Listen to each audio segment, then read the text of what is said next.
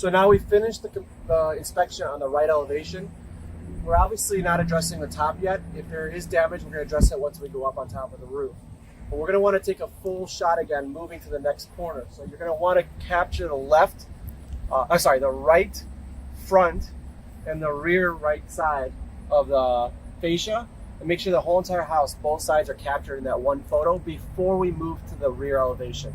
So now let's go ahead and move to the rear and take a picture there. Okay, so now we've moved to the rear elevation. Again, you want to take a picture showing from the left side of the rear to the right side of the rear, showing the whole entire elevation from top to bottom, including any chimneys. Then right afterwards, you want to document any other items that might be on the property that are unrelated to what we're looking at. So in this case, they have a swing set here, which I did forget to address, but what you're going to look for on the swing set is if there's any hits to the stain, and if it took any of it off, you want to take an overview shot of it and then actually do a close-up of it showing that the stain was removed. They would actually owe to repaint the swing set. Now that we've looked at and addressed the swing set, we're going to move on to any other items that might get damaged. Like, for instance, the toys on here. In this case, maybe a tree could have fallen on it, but realistically, there's nothing around here that could have damaged it. I don't see any hail damage. Usually, if it's plastic and it's weathered from the sun, it'll start to become more brittle, and then hail will actually cause it to have holes inside there. So I would address it at that point, or cracks. Again, no damage here, but it's just something to address while we're out here to show the severity of the storm, as well as if there's any personal property that was damaged. Now let's move to the rear of the home from the left side and move right. Okay, we're on the rear elevation on the left-hand side. We always move from left to right. I'm going to keep reiterating how important that is. You're going to take a look at the downspouts to see if there's any damage. To make it easier, I would recommend taking a light. Some other things that I want to point out to you is there's damage all over this gutter, and look at how small that damage is, but it's still, again, a cosmetic damage. If I didn't have a flashlight with me and I couldn't maybe feel it, in this case I can, but if I were to run a piece of chalk straight down the whole entire gutter, it'll highlight any of the damages I find with that chalk. Again, I usually like to do, here's one piece of damage, and I just highlight that one piece. This case, it looks like something else hit it, not related to hail. But I would just that one piece, take a picture of it. If there's more, you can always document it on company cam saying downspout.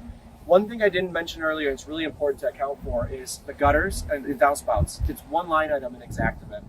What you want to do is when you're looking at these is account for how long it is. On average, I would say if you're not 100% sure, 15 feet for one story and 25 feet for two. Every single time you look at one of these gutter or downspouts, you're going to see every one of the elbows counts as one linear foot. So when you have an adjuster out here and he says, oh, it's 6 feet, you still have to account for each individual piece that gets connected. So it's 1, 2, 3. So that's 3 additional feet plus about 7 feet.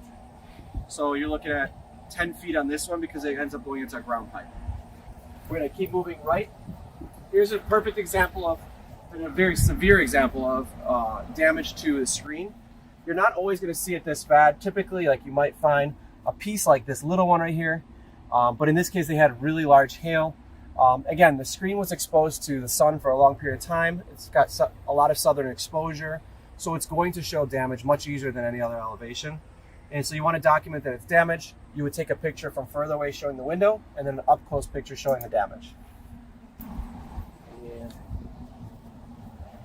nothing damage to the frame. So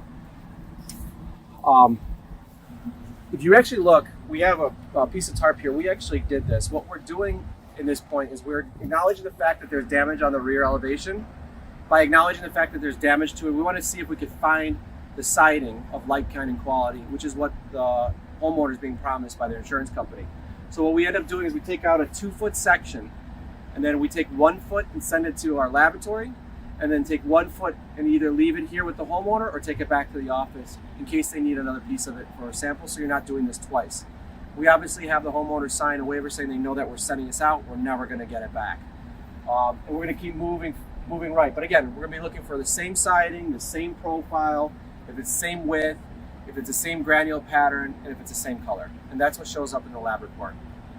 One thing I didn't address yet is the gutter. This is called an Omni Gutter system. You're not going to see this everywhere. This neighborhood happens to have a lot of them. The Omni Gutter system is discontinued. They don't make it. You just want them to pay for it. By paying for it, they've extended coverage for that gutter, and now you can actually find the damage. I'm just going to highlight it with a piece of chalk just so you can see. Right. It's easier if I show you this way.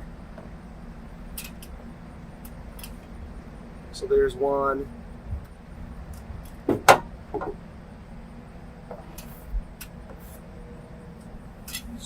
Two dings. There's plenty more on there. My chalk isn't really very flat. You want to use the flat end of the chalk to highlight the damages.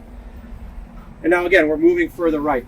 Now I said below the waist is something they typically don't want to account for, but this doesn't look like it would be from a weed whacker. And this doesn't look like it could be from a weed whacker. And then you have the same damage up further and higher. So we want to address any and all of it and where we found it.